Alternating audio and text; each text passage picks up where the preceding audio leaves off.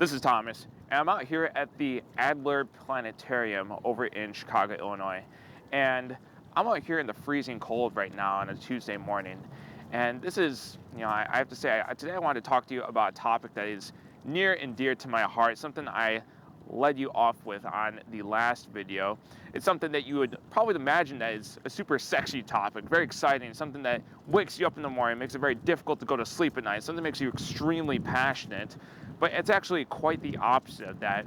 The topic I want to talk to you about today is mastering the mundane. I think that this is one of the major keys to success. I think you can only take so many videos saying, hey, this is the key to success. I've talked about the have to mindset.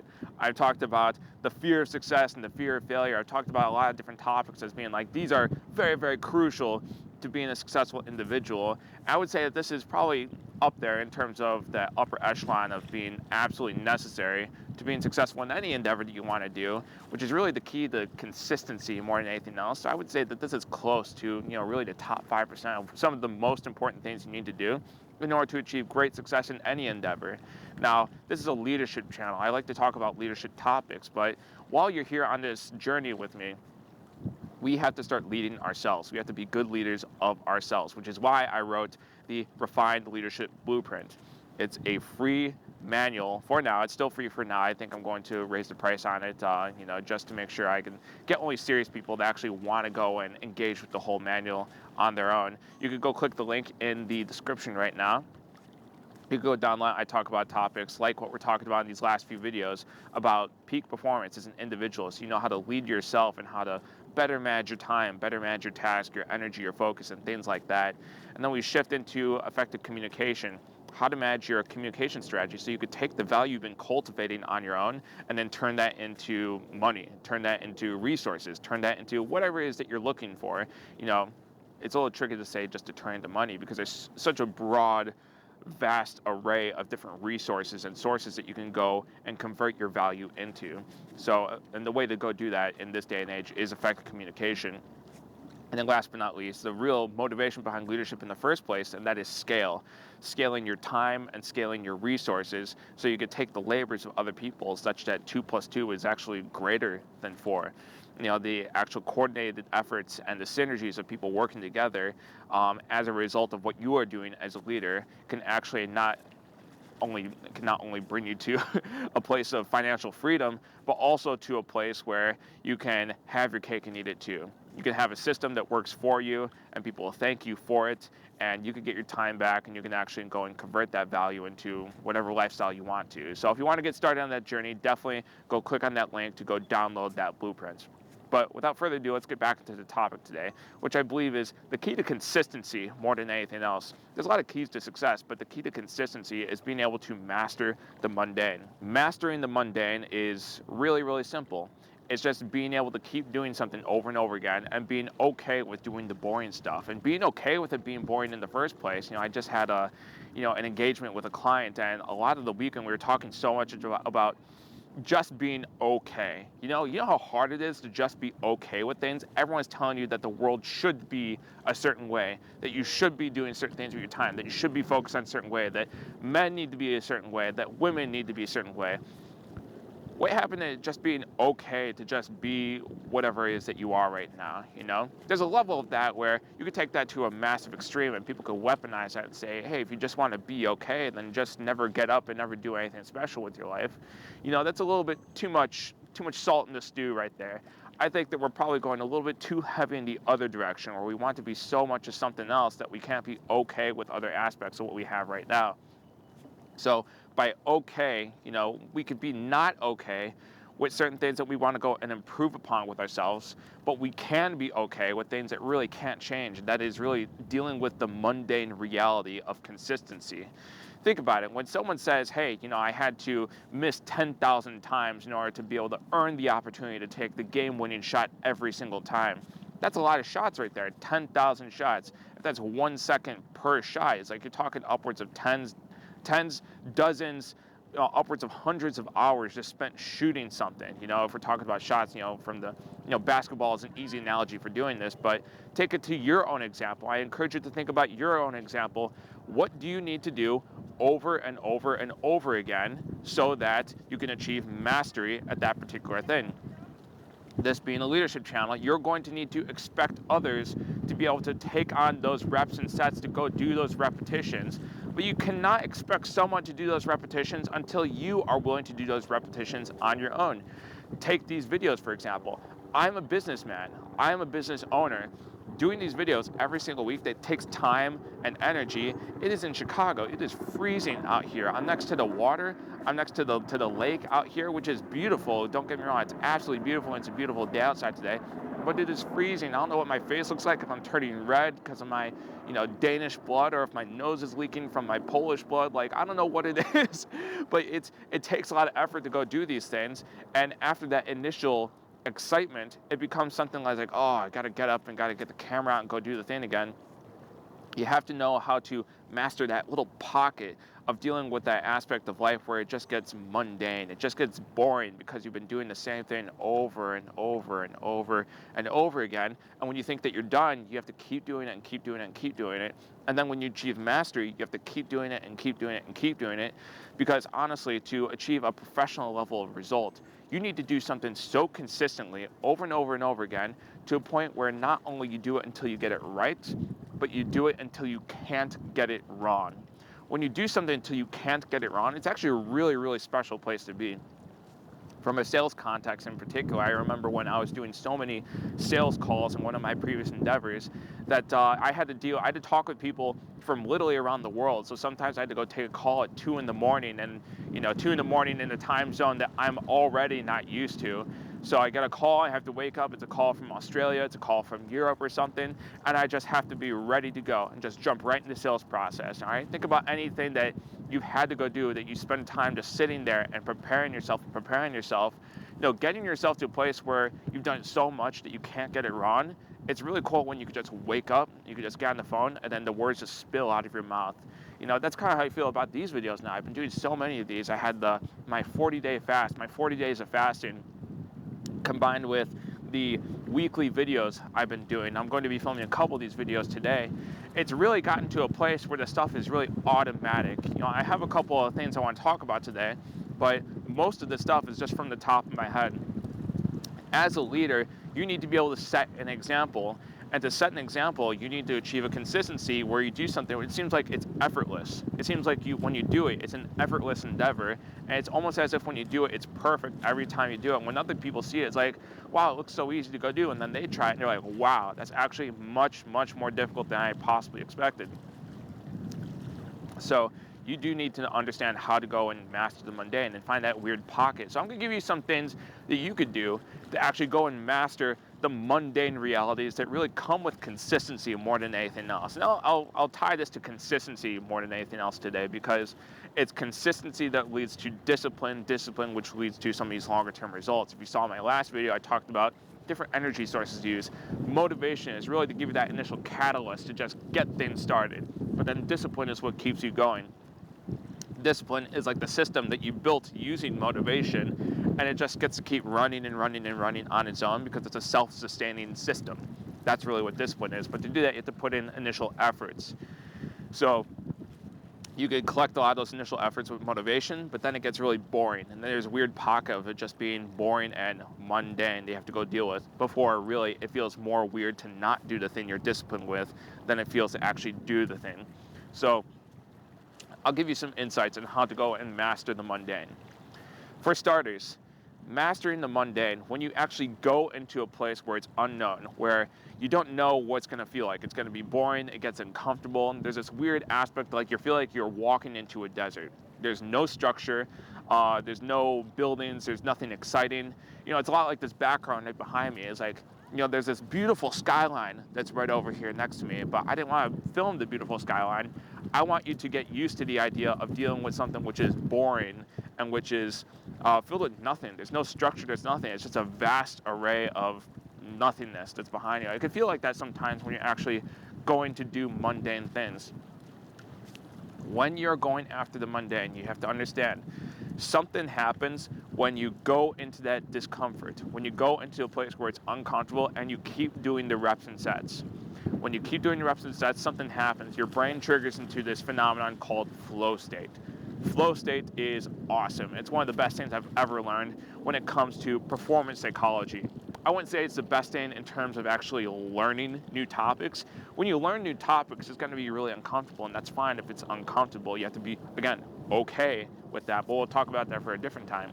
But when you're repeating a particular skill set over and over and over and over again, you have to understand, when you repeat something over and over and over again, your brain shifts into that flow state where time starts to feel like it almost contracts, and that 3 hours can feel like 10 minutes, or 10 hours can really feel like 30 minutes.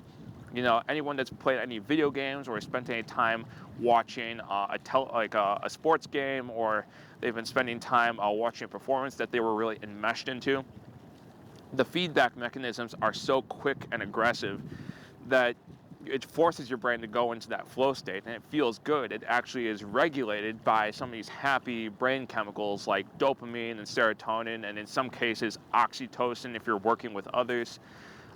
These are really, really good, happy brain chemicals that actually lift you out of that actual mundane place. It was one of the biggest lessons I learned back when I was doing this 40-day long fast. Now, this is something I don't recommend for health reasons, okay? If you want to go do that, definitely go talk to your doctor. The reason why I did this is because I wanted to glean some spiritual insight. And what I learned is that if you deprive yourself of some of these happy chemicals for a period of time, but then you keep doing the reps and you keep going, your body adapts. When you change your sources of stimuli, when you change what you allow to stimulate you, your body adapts. And now it reaches a new threshold. Maybe it's a lower threshold of what makes you happy. Some people would think like, hey, in order for me to feel happy or satisfied, I need to be loaded up with sugar, loaded up with caffeine, loaded up with nicotine, loaded up with whatever else is out there to really make you feel like something, because what it's done is it's forced your brain to like build all these receptors that you need to have all of these stimuli to feel good about something.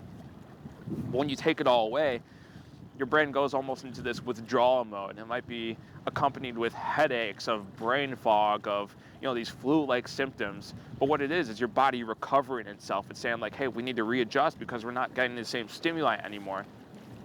And you could really get to a place where if you really take all of that stimuli away, your brain and body readjust, where really, really, really simple and subtle things bring you a lot of joy. I mean,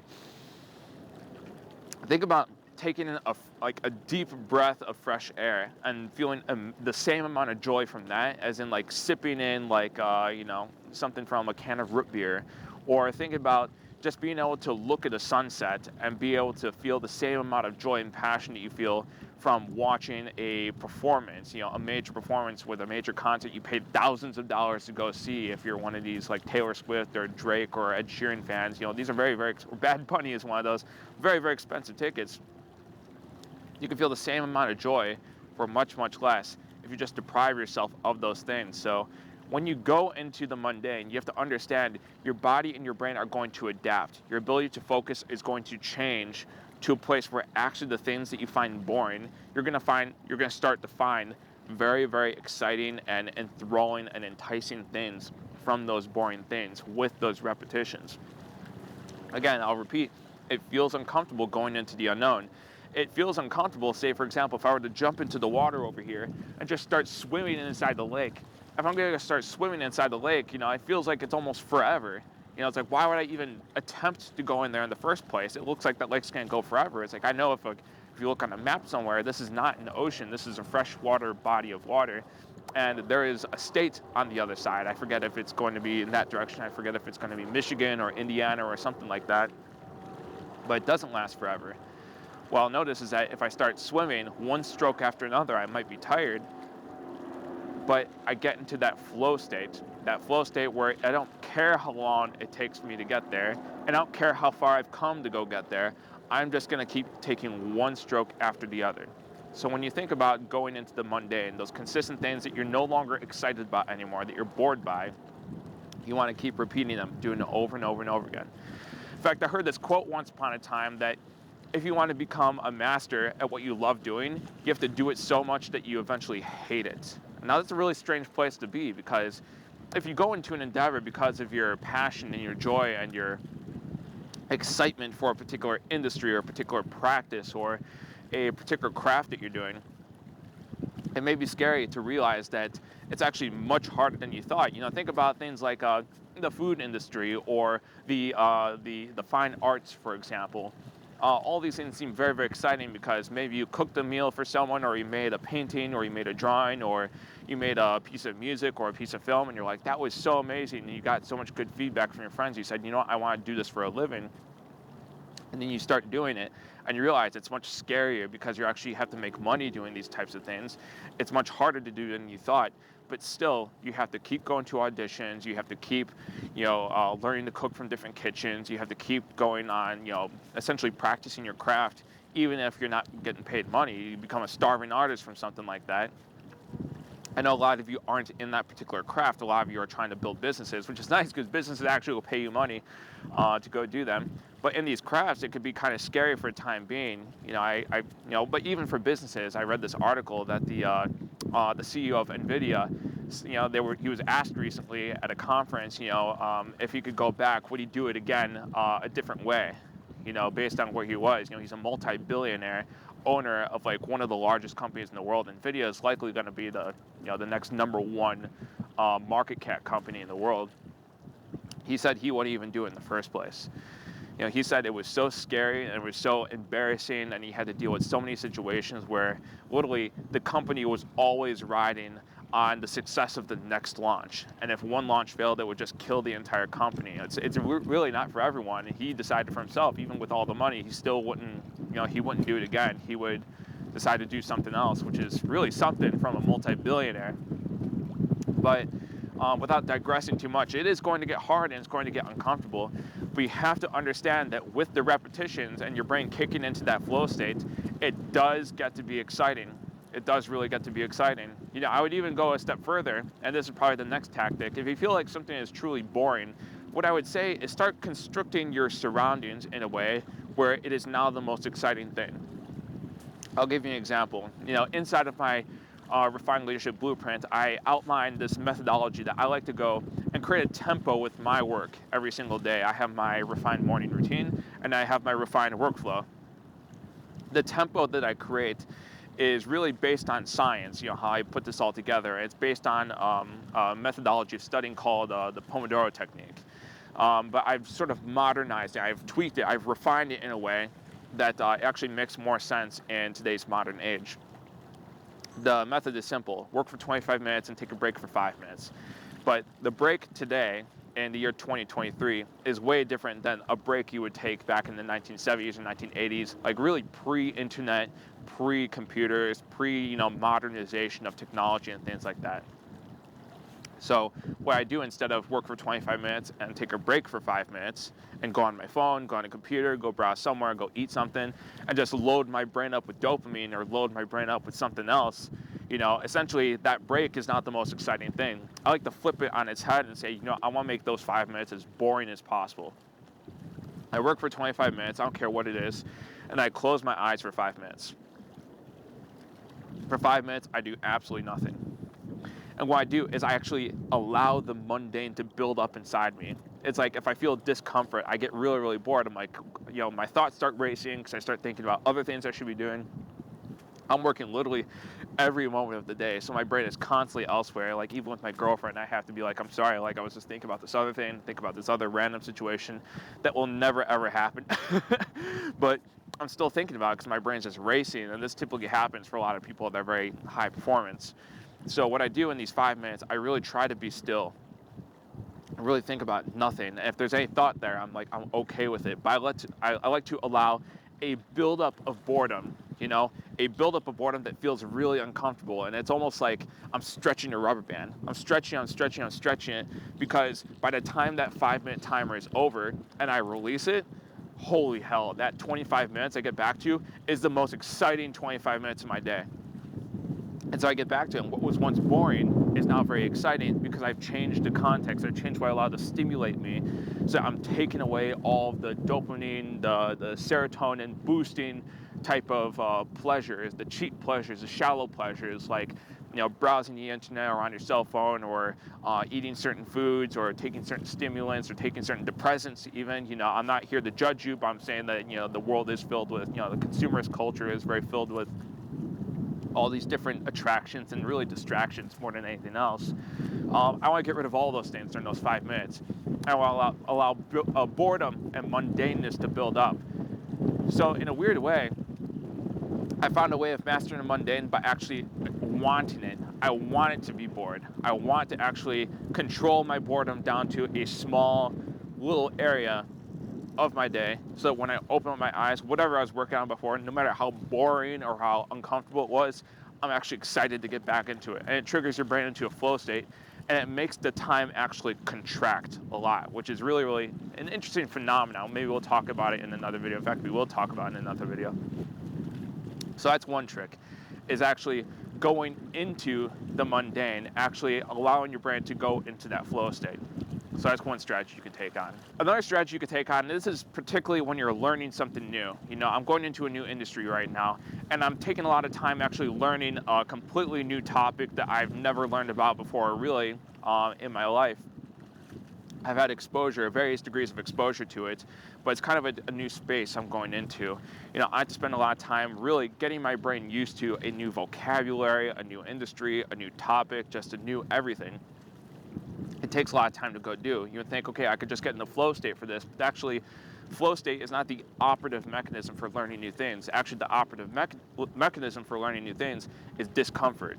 Learning new things is supposed to be uncomfortable. It is. It's supposed to be a really, really uncomfortable thing. And it might induce this sense of boredom, but really what it is, it's sort of like a pain or a distance, because you think you're supposed to know something, but you're not getting it quite as quickly. So how do you do all the repetitions and sets when things are so boring or things are so uncomfortable? Like, what do you go and do then? It's important to understand that learning is supposed to be a painful process. Simply just the understanding of that in the first place does a really good job of saying, like, you know what, I'm going to sit down, I'm going to read a new topic, and it's going to be uncomfortable. I'm not going to like it, and that's fine. It's fine that it's going to be like that, because that is what the learning process is. For anyone who says that they like learning, that's great. I'll tell you how they get to that place. They get to that place by starting with really, really, really, really, really simple topics.